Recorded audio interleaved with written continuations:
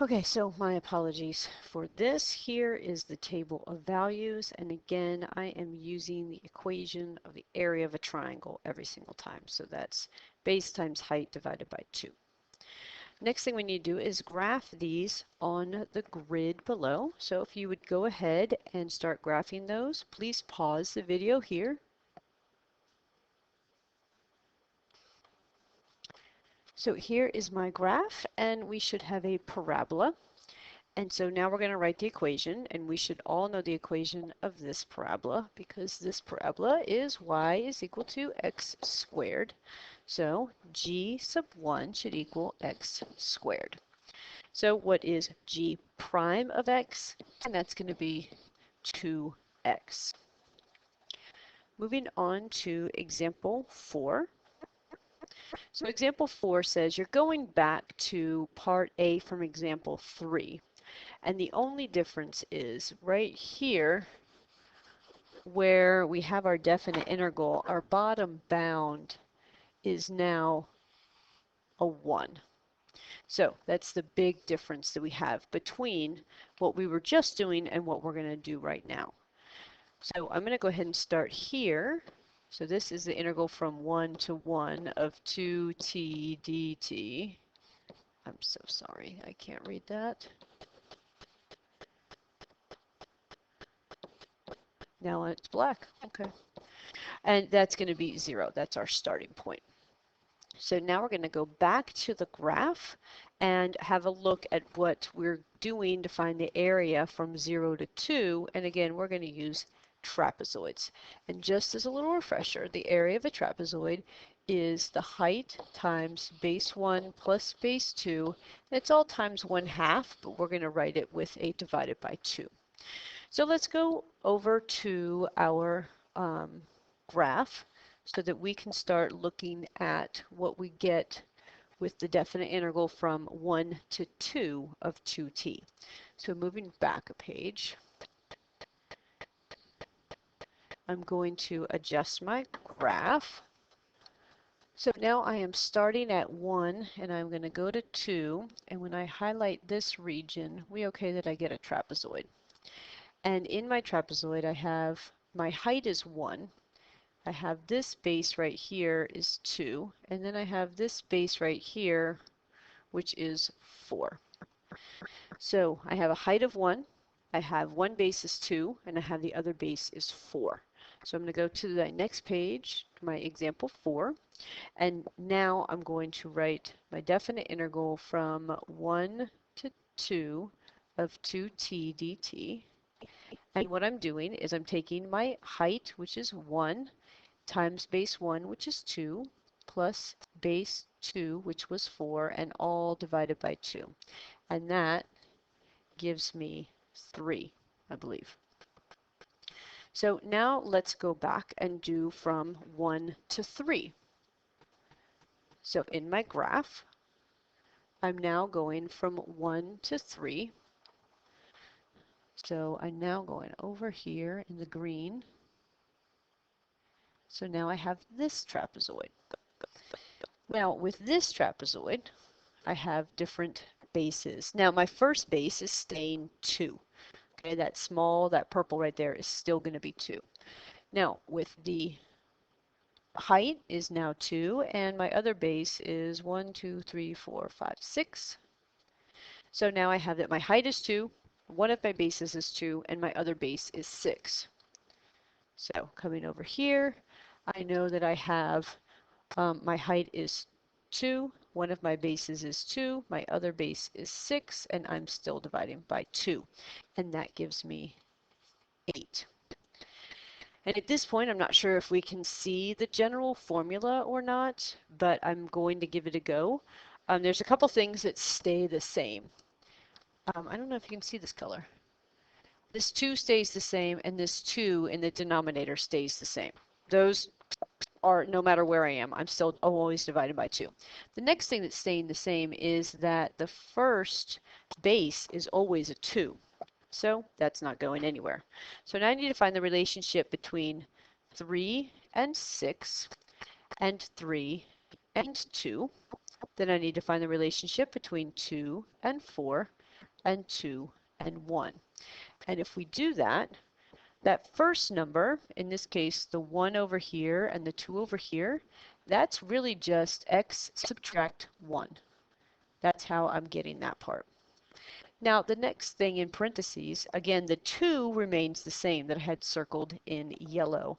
And then I'm adding, and now I need the relationship from 2 to 4, plus 2 or times 2, and 3 to 6 is plus 3 or times 2. So we're going to go with times 2. And that should look familiar because it's from our definite integral. And then we're dividing by 2. So from here, I would like you to fill in the remainder of the table. So please pause the video here to complete the table for example 4. So here are the values for my table. And again, I did this just by using our general form that we had discovered from going positive, but you could do the exact same thing going backwards. So part C is we are going to graph these points on the grid on which you graphed G1. So please pause the video here and go and graph your points. Here is my graph in red. Okay, so we are now looking at the red. That's my example 4. So now we need to figure out, well, what's that equation? And it looks like I've taken my parabola and shifted it down 1. So that would be x squared take away 1. So let's go back to where we were writing this down. And over here, our g of x is going to be x squared minus 1. Now we need to figure out, well, what's our derivative? Our derivative of that is 2x, just as we had found from the other one. And then compare G1 and G2. How are they the same and how are they different? So go ahead and pause the video here to compare these two functions. So basically we have the same integrand, same top bound. And what I had not mentioned before, but I probably should have, is that these graphs are the same shapes, but there's just been a vertical shift. Additionally, which I didn't mention, we have the same derivatives.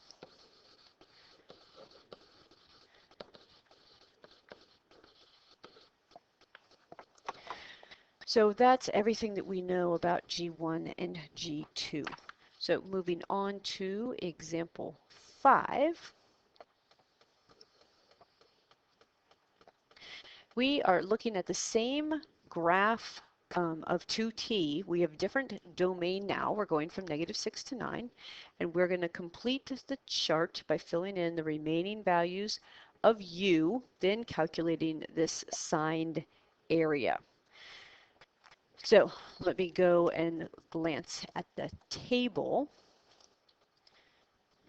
So here's our table. And what we now have is we know what u is. So they've given us x's, they've given us u's, and then they've given us h of u. So I'm going to flip back quickly and look at my u again. And in this case, my u is 3x. So my u is 3x. So go back to your table, and now, knowing that your u is 3x, complete your table. So please pause the video here to complete your x values in the table. So here are my u values. Sorry, I misspoke and I asked you to fill in the x values. You were to fill in the u values. I apologize. So here we have our u values, and now we need to start finding our h of u values. Now our function for h of u is going to be, I believe it is the integral from 0 to u, which is 3x. Oh, what happened?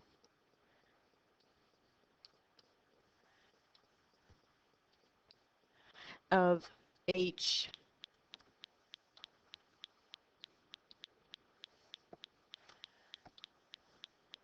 of u.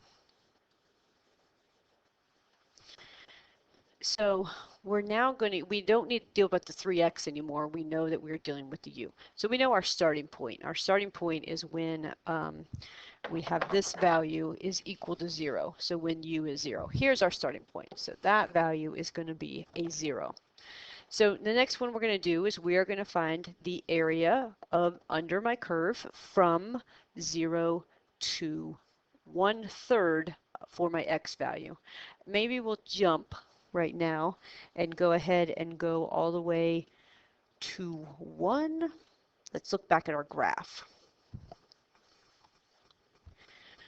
Okay, so to our graph.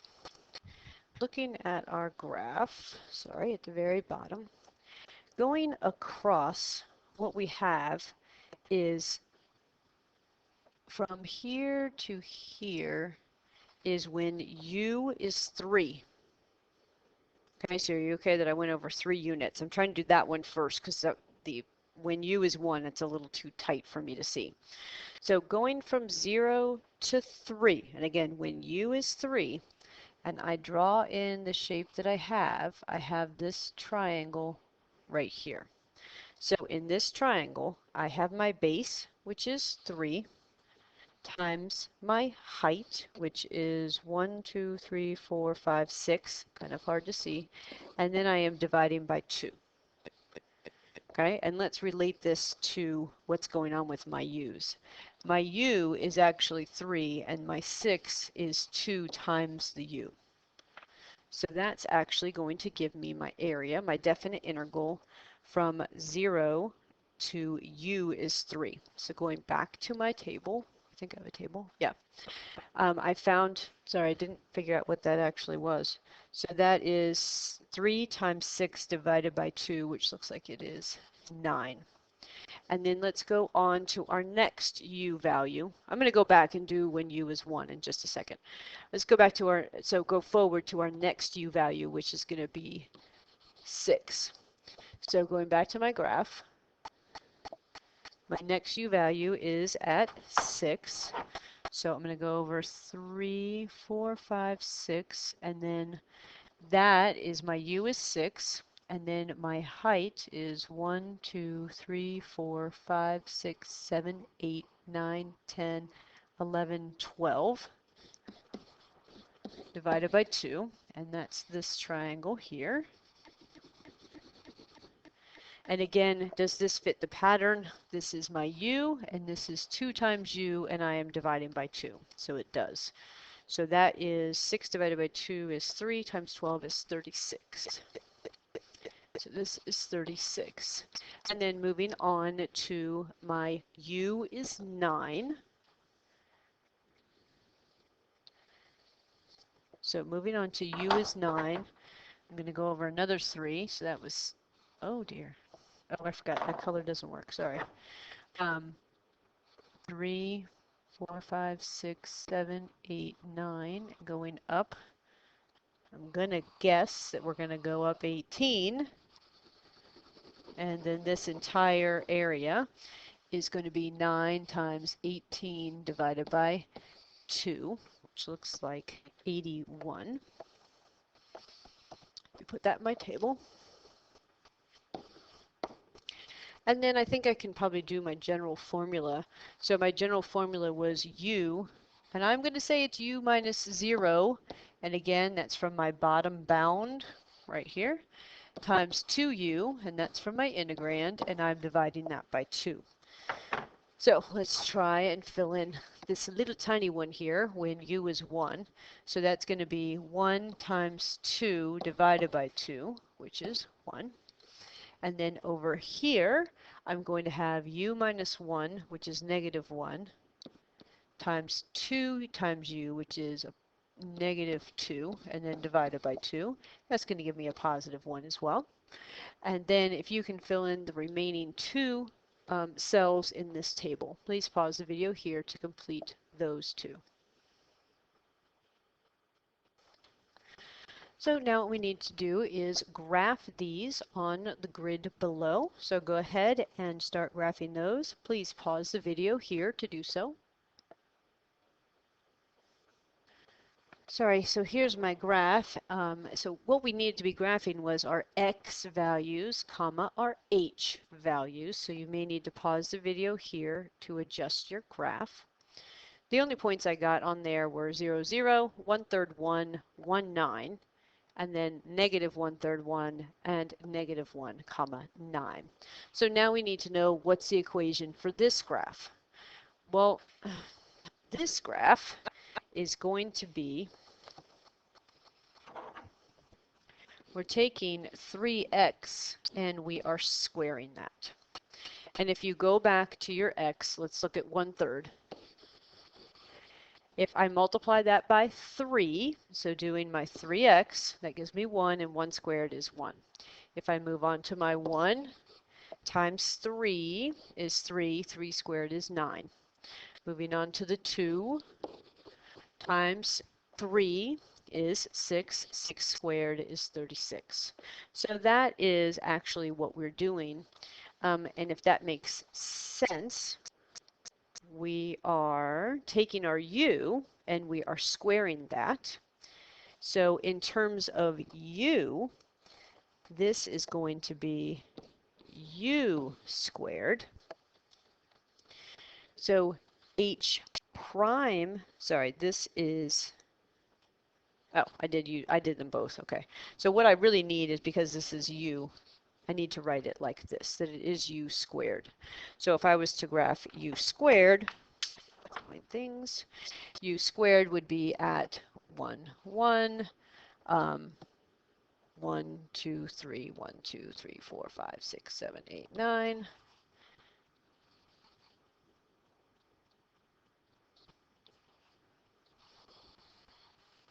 And that is if my x-axis were u's. So at this point, the question is, what's the derivative of h of u? And again, we're using our u squared, and that derivative is 2u. Now it's asking us to define this in terms of x, which is going to be 3x squared, which is the same as 9x squared. And then what's h prime of x, and that is 18x. And let's see if that makes sense in terms of my u, because we had that h prime of u was 2u, and then we have h prime of x is 18x, and if we replace our u with 3x, is it 3x?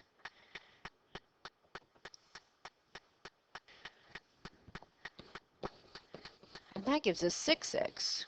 Wait a minute, we had 18x here.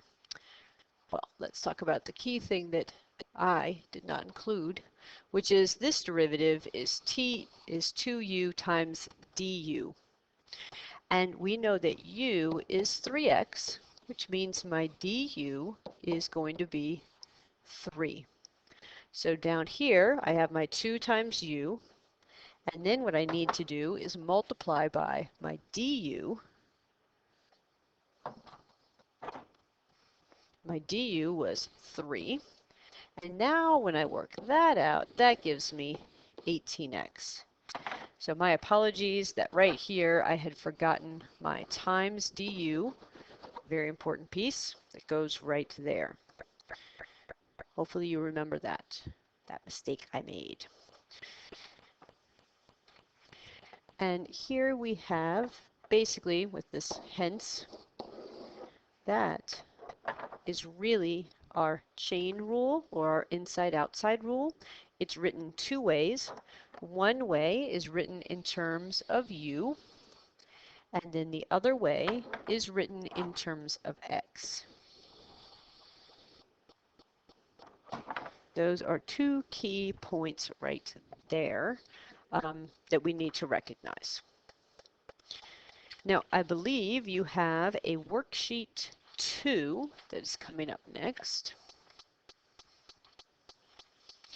Worksheet 2, applying the second fundamental theorem of calculus, finding derivatives of functions defined by an integral, and for each of these you're trying to find the derivative. So let's do number 1 together. So the first thing I need to do is I need to find f. So in this case, f is going to be the definite integral of 3 dt from x to 0.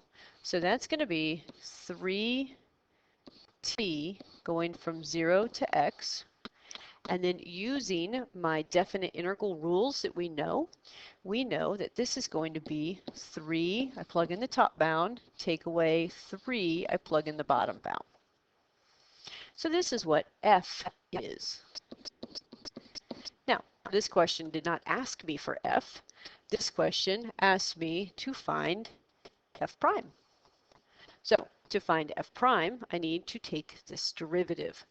So taking my derivative, f prime of x is going to be, I have 3x minus 0, that derivative is going to be 3. So what I'd like you to do right now is I would like you to do 1 through 8 right now. So please pause the video here and complete problems 1 through 8. Here are my answers. Sorry, I probably should have circled all of my answers. So here are my answers. My number 2, f prime of x is 3. Number 3, f prime of x is 2x. Number 4, f prime of x is 2x. Number 5, f prime of x is 2 minus 2x. Number 6, f prime is 2 minus 2x. And number 7, f prime is sine of x, and number 8, f prime is sine of x. And hopefully you have recognized the pattern that is happening every single time. So, good with that pattern. So once you're good with that pattern, something different happens. We come across 9 through 12. So let's look at number 9. And if we do this the same way that we had been doing, then what we would do is we find our antiderivative, which is 2t squared divided by 2, and our bounds are from 0 to 3x. So when I plug that in, I get 3x quantity squared minus 0, and again, that's my f. And if I simplify that, that's 9x squared. And when I take that derivative, I get, I'm going to leave it unsimplified actually, 2 times 3x raised to the first times 3.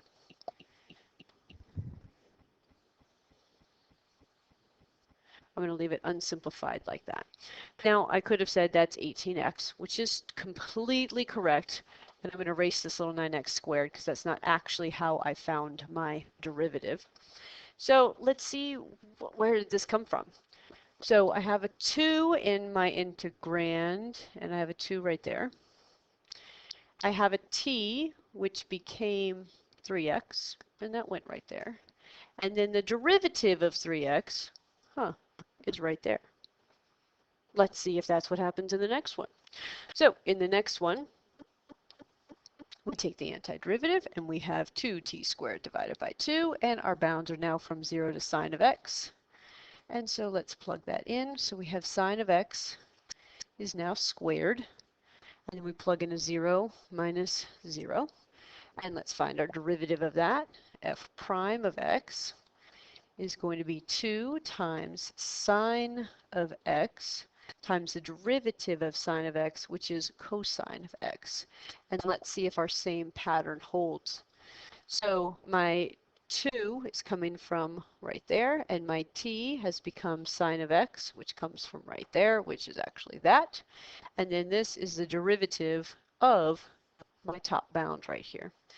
And that is actually what is happening each time.